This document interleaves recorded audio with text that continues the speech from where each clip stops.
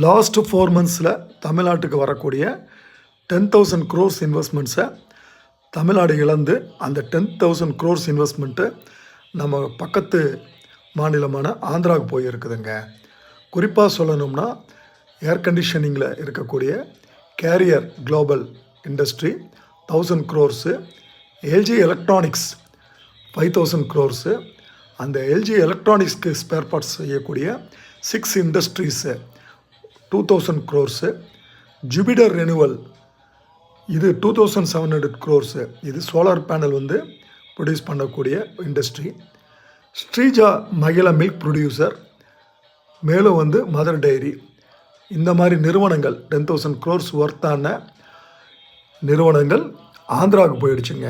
நம்ம கேர்ஃபுல்லாக இல்லைன்னா பக்கத்தில் இருக்கிற ஆந்திரா கூடிய நம்மளை பீட் பண்ணிட்டு போயிட்டே இருப்பாங்க.